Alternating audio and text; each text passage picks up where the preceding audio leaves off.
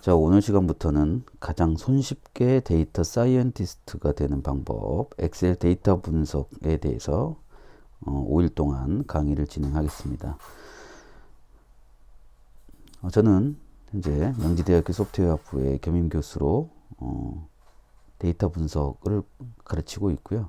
한국 데이터 사이언티스트 협회 대표이사로 데이터 분석을 어렵게 생각하시는 분들, 데이터 분석을 전공하지 않으시는 분들도 쉽게 데이터 분석을 할 수 있게끔 도움을 드리는 그런 일들을 하고 있습니다. 그 외에도 여러 가지 데이터 분석 툴들, 그리고 AI 경영 및 업무 자동화, R이나 파이썬 등 다양한 데이터 분석 툴들과 분석 방법론들에 대해서 강의를 하고 있습니다. 먼저 데이터 분석 엑셀로 진행하기 전에 데이터 분석 아웃라인에 대해서 한번 설명을 드릴게요. 우리 인간은 전통 경제학에서 항상 가정하고 있는 인간의 모습이 있습니다. 바로 이콘이라고 하는 건데요. 모든 인간은 합리적 이기심을 바탕으로 같은 실수를 두 번 하지 않는 굉장히 이성적인 존재로 생각을 하였다가 최근에 인간의 결정에는 합리성이 제한된다. 즉 모두가 그리고 언제나 누구나 합리적인 의사결정을 하는 것이 아니다. 인간의 편향적 사고들에 대한 많은 연구들이 쏟아져 나오고 있죠. 행동경제학과 같은 학문들, 인지심리, 인지편향 뭐 이런 것과 관련되어 있는 연구 결과들이 쏟아져 나오고 있습니다. 생존자 편향, 소수의 성공한 사례를 일반화된 것으로 인식함으로써 나타나는 편향, 2차 세계대전 당시에 전투기가 전략상 매우 중요한 자원이었는데 엔지니어들이 이제 격추된 전투기를 이제 분석하기 위해서 전장에서 돌아온 전투기들의 총탄 자국을 분석해서 취약한 부분을 보강하기로 했다는 거죠. 근데 한 분석가가 이의를 제기했습니다. 전투기 전체 부위의 파격 확률이 비슷하다면 오히려 총탄 자국이 없는 곳을 더 보강해야 되는 거 아니냐. 무슨 말이냐? 이미 격추되어서 못 돌아온 전투기들은 이렇게 살아 돌아온 전투기에 총알 맞은 자국이 아니라 이들이 안 맞은 곳에서 총알을 맞았기 때문에 격추된 거 아니냐라는 가설, 아주 합리적인 가설인데 우리가 살아 돌아온 전투기에 살아 돌아온 전투기에 맞은 총알 자국만 분석하더라는 거죠. 즉 본질적인 원인을 우리가 무시하고 이렇게 눈에 보이는 것들 위주로 분석을 하다 보면 실제 문제 해결에 가까이 가지 못한다. 부가키키 테스트라는 것들이 있습니다. 인간의 공감각적인 능력으로 현상을 보고 휴리스틱한 고정관념으로 답을 낸다는 건데요. 저는 예를 들면 제가 이 도형을 만든 사람으로서 이 오른쪽에 있는 도형 이름을 부가라고 이름을 지었고요. 왼쪽에 있는 이름을 키키라고 이름을 지었을 때 제가 어떻게 이름을 지었는지 사람들에게 말해주지 않고 그냥 이 도형만 보여주었을 때 왼쪽에 있는 도형을 부가, 오른쪽에 있는 도형을 키키라고 많은 95% 이상의 사람들이 대답하더라는 거죠. 나머지 5%의 사람들도 일부러 이렇게 테스트라는 걸 알고 회피했을 수도 있는데 어쨌든 사람들은 이렇게 알려주지 않았지만 사람들이 가지고 있는 기본적인 직관과 고정관념을 통해서 답변을 하더라는 겁니다. 이 외에도 수많은 심리학자나 행동경제학자, 뇌과학자가 밝혀낸 인간의 제한된 합리성을 설명하는 여러 가지 편향 연구들이 있습니다. 그런 인지 편향의 종류들이 너무나 많기 때문에 우리는 바로 인간의 인지적 편향과 오류를 바로잡기 위해서 사실에 입각한, 그 데이터에 입각한 데이터 드리븐 사고를 해야 된다. 그렇기 때문에 우리가 데이터 분석을 알아야 되고 해야 되는 건데요. 의료 진단에 대해서도 마찬가지고 그 외에 여러 가지 일상생활에서도 다 똑같은 현상을 느끼실 수가 있습니다. 서울에서 지하철 승하차 인구가 가장 많은 지하철역은 어디일까라고 물어보면 대다수의 사람들이 강남이라고 답을 하기도 하고요. 자신들이 출퇴근하면서 겪었을 때 굉장히 복잡한 그런 지하철역의 이름을 대기도 합니다. 다만 8개의 컬럼 이렇게 아주 간단한 데이터 테이블로 구성된 이 데이터셋을 확인만 하면 우리가 그냥 직관적으로 답했던 강남인지 아닌지를 판별할 수가 있는데 우린 이런 노력 자체가 굉장히 어려운 거죠. 그냥 분석을 해보면요. 1년 동안 누계 승하차 인구가 가장 많은 곳이 잠실이었습니다. 즉 어떤 기준으로 승하차 인구를 설명할 것인지에 대한 기준에 따라서 답이 다르고요. 그 다음에 실제 1년 동안 누계라고 우리가 기본적으로 생각하고 위와 같은 질문을 던졌을 때 피벗 테이블, 엑셀의 간단한 분석만을 통해서라도 잠실이라는 걸 알게 됐을 때 우리가 흔히 강남이라고 불려지는 고정강남과 편향으로 인해 대답했던 것들이 부정된다라는 걸 아실 수가 있습니다. 즉 다르게 알고 있었던 직관과 사실의 갭을 실제 사실은 잠실인데요. 직관은 강남이었던 거죠. 이런 강남과 잠실의 갭을 데이터를 통해 확인해 볼 수 있다라는 말은 많은 걸 시사합니다. 즉 데이터 분석이 왜 필요한가? 데이터 분석을 하기 위해서 분석을 하는 건가? 취업을 잘하기 위해서? 인정을 받기 위해서? 그게 아니라 정말 내가 직관적으로 잘못 알고 있었던 것들을 데이터를 통해서 검증을 함으로써 데이터 기반의 의사결정이 제대로 작동되는 것이다.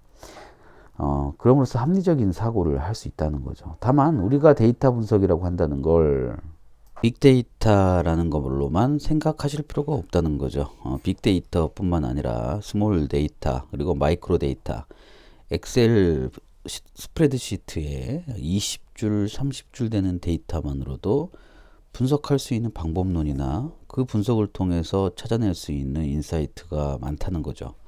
그런데 우리는 항상 빅데이터만 가지고 데이터 분석을 한다라고만 인식하는 경향이 있습니다.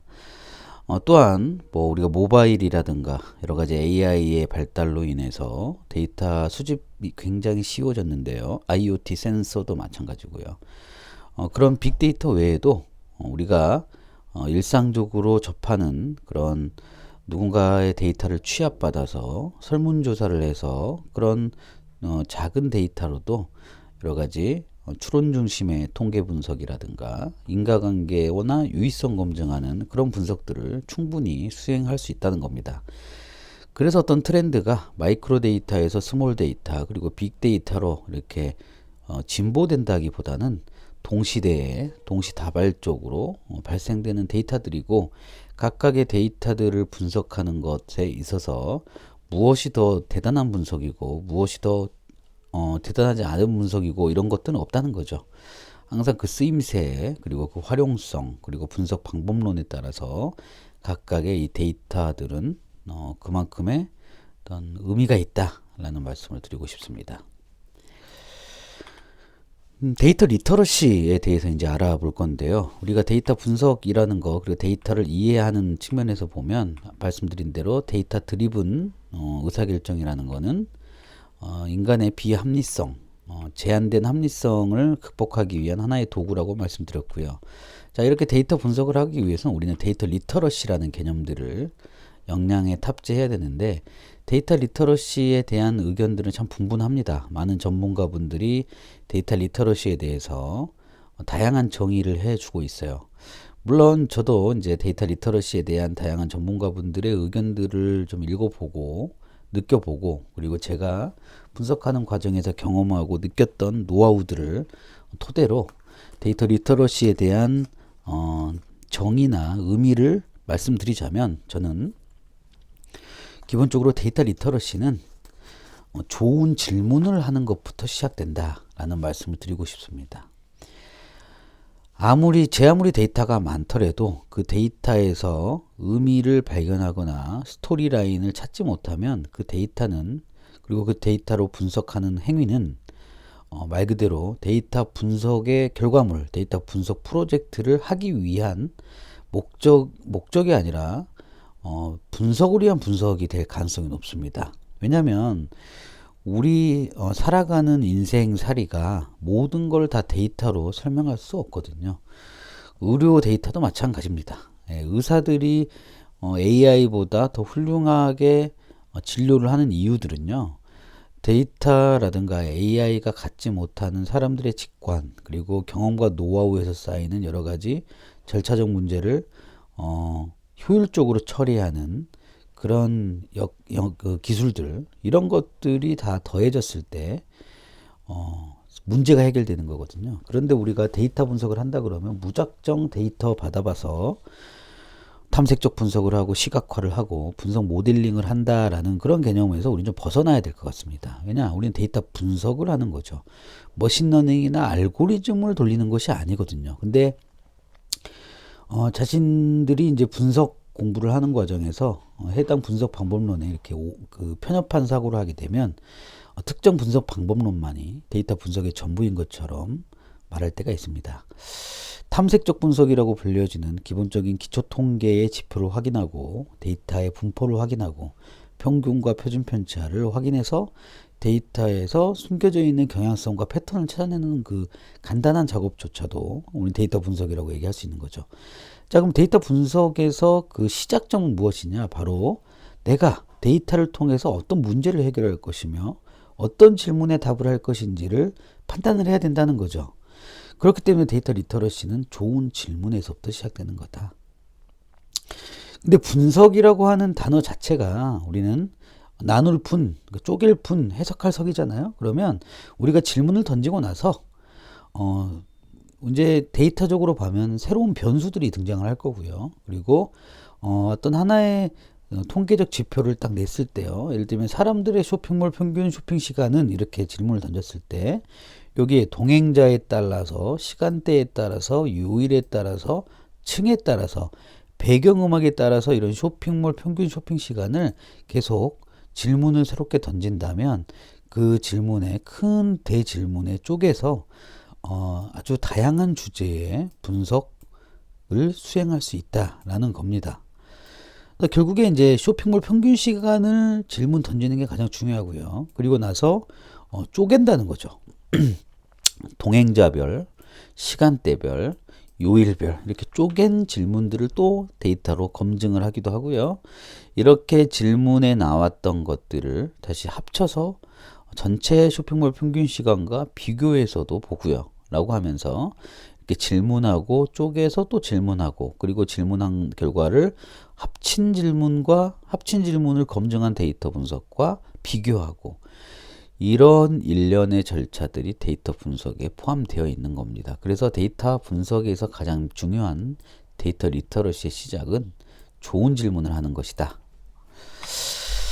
또 데이터 리터러시 다음은요. 좋은 질문을 해서 우리가 질문의 가설을 만들었어요. 시간대별 쇼핑몰 평균 쇼핑 시간이라든가 뒤에 나오는 비 오는 날의 한남점 카페보다 맑은 날의 압구정점 카페 커피가 얼마나 더 잘 팔릴까라는 명제를 하나 만들었으면 비 오는 날의 한남점은 어떻게 측정할 것인지 일자별로 놓고 그 일자별의 날씨 데이터를 본 다음에 일자별로 판매 매출이 한남점과 압구정점이 있으면 그 일자별 시계열 트렌드를 비교할 것인지 아니면 한남점의 비 오는 날 일수를 봐서 그 비 오는 날 일수의 평균과 합계를 비교할 것인지 아니면 전체 31일 중에 한 달 기간에 31일 중에 비 오는 20일 그러면 31분의 20 해서 약 66%죠.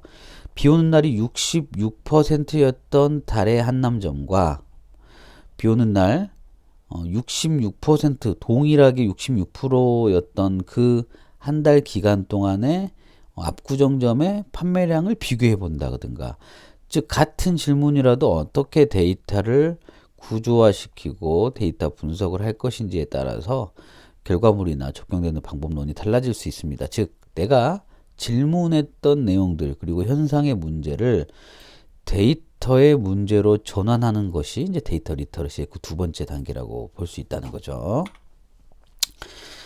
자, 왜 우리가 이 질문을 던지고 이 현상에서 데이터 분석을 시작을 해야 되느냐? 분석 툴은 그 다음이라는 겁니다. 특히 이제 AI나 챗GPT의 등장으로 인해서 코딩하는 능력이 데이터 분석하는 능력으로 잘못 판단될 가능성도 있고 그런데 그 가능성을 다 불식시켜 버렸어요. 예. 무슨 말이냐? 이제 코딩을 잘 모르더라도 구글 검색하고 챗GPT 검색해도 다 알려주더라는 겁니다. 그럼 우리가 기본 문법 하나하나를 일일이 따져가면서 배울 수 있게 배워야 되느냐? 그런 부분들은 약간 제가 지양하고 있습니다. 즉 비즈니스의 문제나 나의 현장의 문제를 데이터로 전환하는 리터러시인데 대표적인 분유 분석 사례가 있어요. 분유 같은 경우에는요, 이렇게 아이들이 1단계 먹고, 그 다음에 3개월 지나서 2단계 먹고, 6개월 지나서 3단계 먹거든요. 자, 근데 우리 어떤 회사에서 1단계, 2단계, 3단계 각 분유의 시계열 분석을 통해서 수요 예측을 했다라고 해볼게요. 즉, 각각의 단계의 분유가 향후 한 달 동안 얼마나 팔릴지, 향후 6개월 동안, 1년 동안 얼마나 팔릴지에 대한 예측 분석을 한다고 해보겠습니다.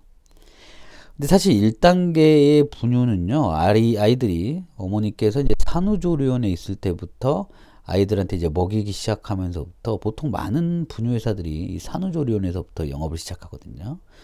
그래야 이제 1단계를 먹은 그 아이들은 절대 이제 이 브랜드를 놓치지 않고 2단계, 3단계까지 이어집니다.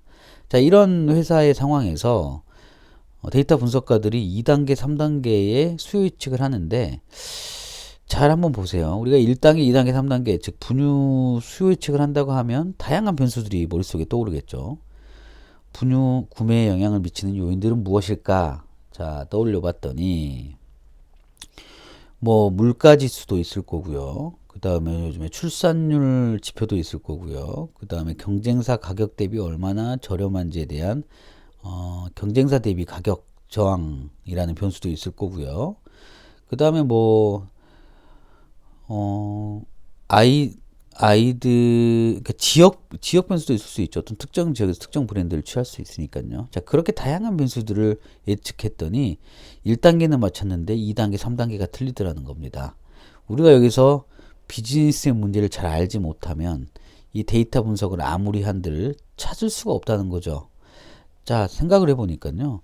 1단계를 먹은 아이들은요, 무조건 2단계를 거의 90%, 85% 갈아타게 됩니다. 다른 브랜드로 갈아타는 경우는 5에서 10%밖에 불과하지 않다는 거죠. 그러면 1단계를 먹은 친구들은 2단계의 매출 예측으로 갈 수 있는 겁니다. 근데 1단계 매출을 예측하는 그 방식으로 2단계, 3단계를 하게 되면요, 완전히 값이 달라져요.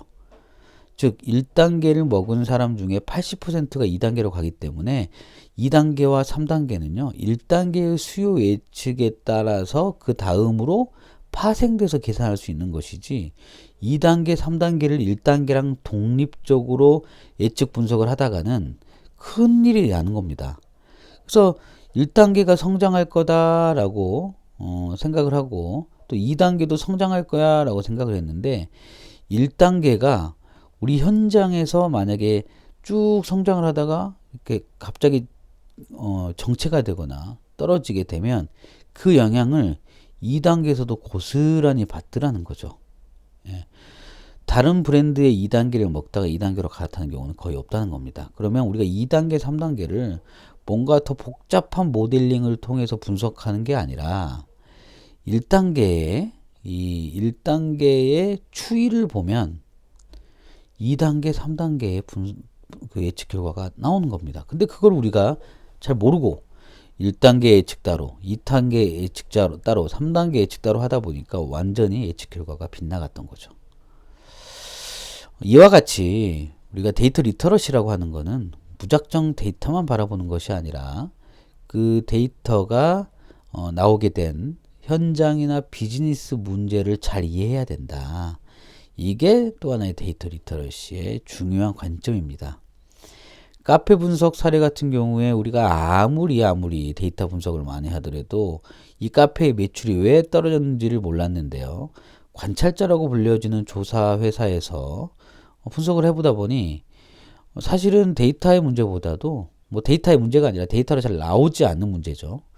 의자가 불편해서 매출이 떨어졌을 거라는 가설에 의자를 편한 걸로 바꿨고, 그 편한 걸로 바꿨던 그 매장들에 있어서는 바꾸지 않은 매장에 비해서 매출이 많이 올라가더라라고 하는 의사실험적인 측면의 그런 분석 결과들도 우리가 가졌습니다.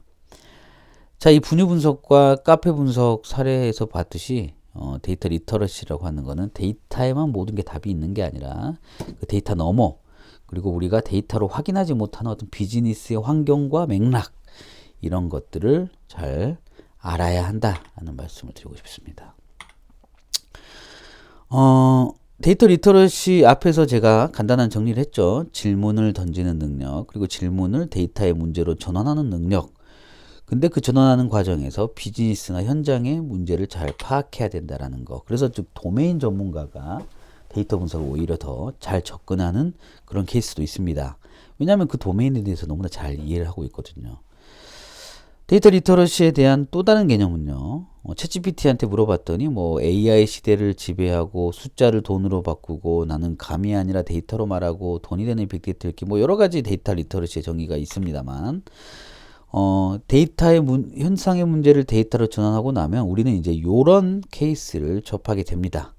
자, 그랬을 때 우리가 데이터의 문제를 전환하고 데이터가 들어왔을 때 우리는 이 데이터가 무엇을 의미하고 어떻게 바꿔야 데이터를 효율적으로 확인할 수 있을 것인지 데이터를 확인하는 게 아니라 질문한 그 질문에 대해서 어떻게 답변할 수 있는지에 대한 감이 잡히는 거거든요. 이때 필요한 게 이런 데이터를 확인할 때 어떤 고려해야 될 요인들, 주의해야 될 요인들을 잘 이해하는 것도 데이터 리터러시의 중요한 역량입니다.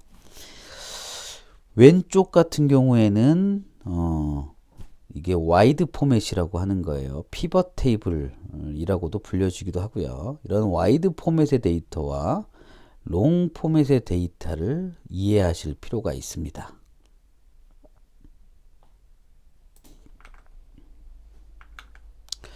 자, 이 와이드 포맷 같은 경우에는요. 동일한 속성의 이 값들이 열방향으로 이렇게 펼쳐져 있습니다. 왼쪽의 롱 포맷 같은 경우에는요. 이 속성 변수가 하나 있고요. 그 속성 변수에 해당되는 각각의 값들이 이렇게 행으로 정리되어 펼쳐져 있습니다.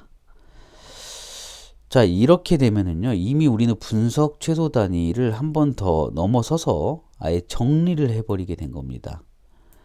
즉, 우리가 시각화를 하든 탐색적인 분석을 하든 결국에 차원과 값이라는 게 있습니다. 차원과 값. 차원은 요런 것들이 차원이죠.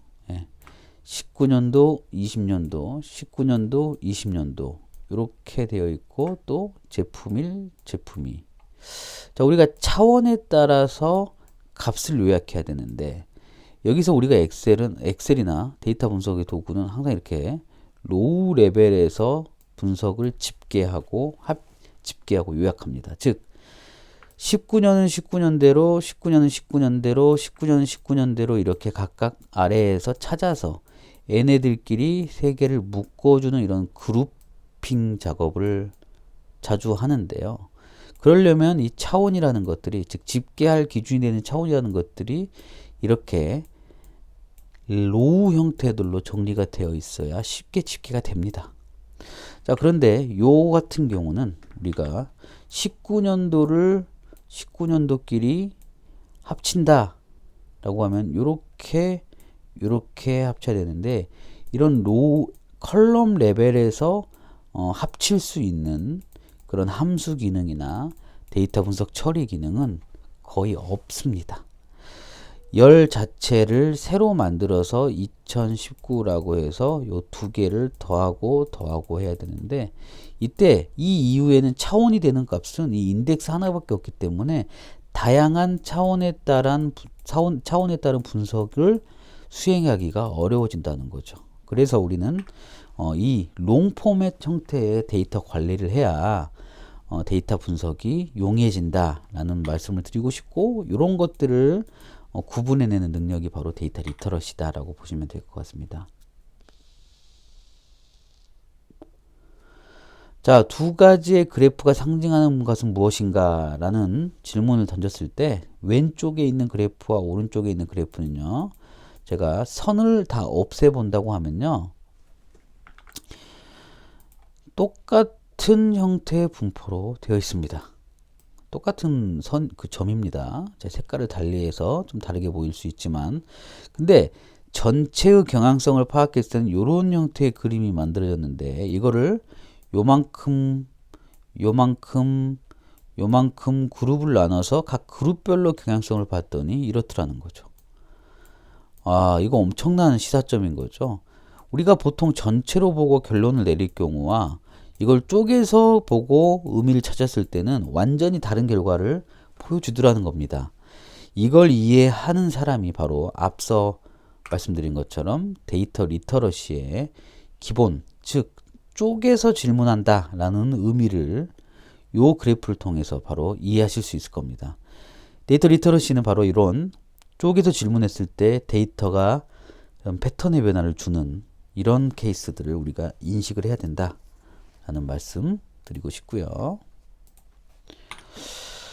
자, 그리고 우리가 데이터 리터러시에 이해한다는 것은 어떤 코딩화 되어 있다라는 말은 결국 사람이 보는 이런 꽃 이미지의 그림을 PC가 이해할 수 있게끔 이렇게 변환하는 작업들을 우리가 인베딩, 인코딩, 뭐 코딩 이렇게 얘기를 하는데 이 자체를 이해를 하시면 참 유용할 것 같다. 즉, PC는 사람이 느끼고 경험하는 것들을 바로바로 직관적으로 못 느끼기 때문에 항상 이렇게 PC가 알아먹을 수 있는 방법으로 전환을 해줘야 된다는 것도 데이터 리터러시의 역량 중에 하나고요.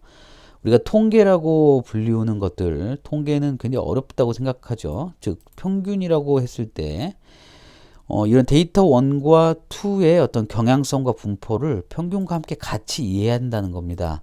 평균이 4.33이면 얘도 4.33이고요. 오른쪽에 있는 얘도 4.33이에요. 그러면 111111157이 4.33의 평균이 과연 의미가 있을 것인가? 이렇게 1밖에 대다수의 데이터가 1밖에 없는 대표성은 1이 돼야 되겠죠. 그런데 평균이 4.33이라고 하는 거는 우리가 흔히 산술 평균으로 57까지 더해서 전체 개수로 나눴을 때 4.33이 나오는데 과연 이 데이터 1을 대표하는 값으로서 4.33이 맞는 것인가를 판단할 수 있는 역량이 필요하다는 겁니다.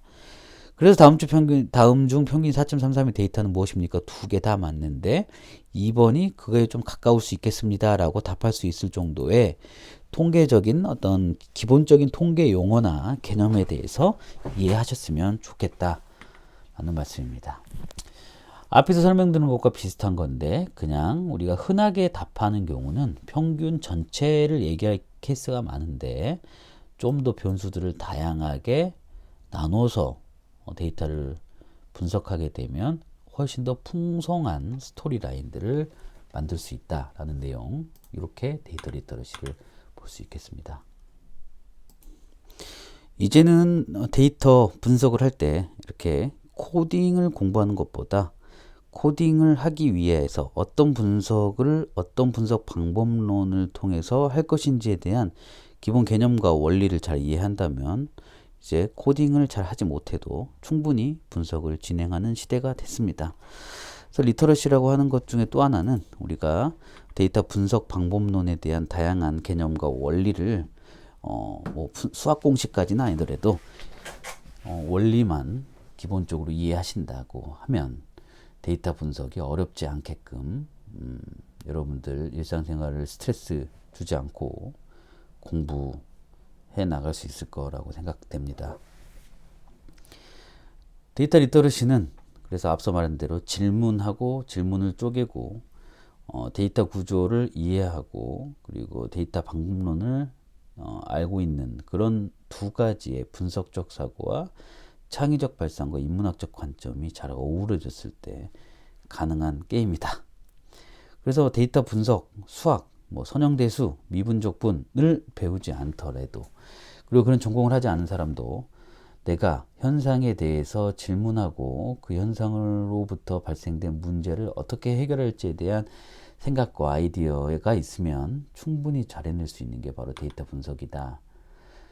데이터 분석은 음악 장르만큼이나 다양한 장르들을 가지고 있기 때문에 우리가 특정 분야에서 전문가다, 특정 분석 방법론은 정말 잘한다 라고 하더라도 우리는 자만하지 않고 다양한 장르의 분석 방법론들을 계속 배워나가야 될 것 같고요. 데이터 분석의 목적이 꼭 새로운 값을 예측하거나 분류하는 데만 목적이 있는 것이 아니라 궁금한 걸 확인하고 몰랐던 걸 알아내고 복잡한 걸 단순화하는 역할들도 데이터 분석의 목적으로 있다.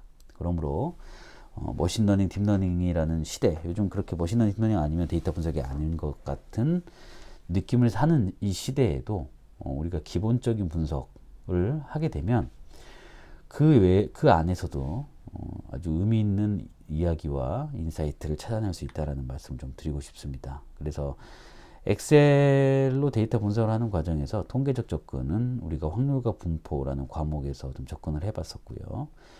이번에는 사회과학적 그리고 머신러닝적 데이터 마이닝적 접근을 통해서 엑셀 데이터 분석으로 실습해 보도록 하겠습니다. 수준 낮은 분석은 없어요. 항상 그 의미를 가져야 되고요. 아무리 복잡한 알고리즘을 갖더라도 그 분석의 목적에 부합하지 않으면 쓸모 없어지는 거고요. 그리고 어떤 작은 데이터 그리고 관찰하는 데이터, 우리가 꼭 센서를 가지고 엄청난 대용량의 빅데이터를 가지지 않아도 이렇게 파코 온도일의 Why We Buy의 책에 나오는 것처럼 소비자의 쇼핑 행동을 관찰을 통해서 찾아내고 거기에서 인사이트를 발견해내는 이런 분석들도 훌륭한 분석입니다. 인사이트라고 하는 거는 막 아름다운 시각화, 복잡하고 전문적인 용어가 난무하는 분석 알고리즘이 아니라 우리가 흔히 알고 있었던 고정관념을 깨부수는 이런 인사이트가 필요하다라는 겁니다. 그래서 수준 낮은 분석 없으니까 우리가 엑셀 데이터 분석을 통해서도 다양한 분석 가설들을 검증해보고 이런 기업에서나 그리고 의료적 및 데이터와 관련된 여러 가지 질문들에 답을 할 수가 있으니까 데이터 분석을 너무 어렵게 생각하지 마시고 이런 시티즌 데이터 사이언티스트로서 보자. 이분이 데이터 사이언티스트 처음 말씀하신 분인데 이렇게 정의를 합니다. 데이터 사이언티스트 is that unique blend of skills. 그래서 내가 가지고 있는 유니크한 스킬들을 잘 조합시켜 가지고 데이터를 통해서 어떤 놀라운 고정관념을 깨는 사실 확인들만 하더라도 충분히 데이터 사이언티스트로서의 역할을 하는 거다라는 말을 하고 있어요. 그래서 최근에는 같은 의사가 데이터 사이언티스트에 대한 언급보다도 오히려 시티즌 데이터 사이언티스트에 대한 언급이 더 많았는데요. 이건 데이터 분석의 본질이 코딩이라든가 어떤 분석 기술에 있는 것이 아니라 내가 아까 앞서 말씀드린 데이터 리터러시나 기본적인 데이터 분석 방법론의 활용 방법들만 개념과 원리를 이해한다면 충분히 조직 내 문제 해결에 기여할 수 있다. 그런 측면에서 우리는 시티즌 데이터 사이언티스트라는 개념을 이야기를 했던 겁니다. 데이터를 무조건 잘하고 데이터로 현장의 문제를 풀어야 하는 사람은 데이터만 가지고 볼 수 있는데요. 시티즌 데이터 사이언티스트는 데이터도 잘하고 현장의 문제를 다양한 관점에서 바라볼 수 있는 사람이 바로 시티즌 데이터 사이언티스트다라는 개념으로 이해하시면 되겠습니다. 복잡한 문제 이렇게 어렵게 풀지 말고 엑셀로 데이터 분석을 한번 수행해보는 실습을 다음 시간부터 진행하도록 하겠습니다. 고생하셨습니다.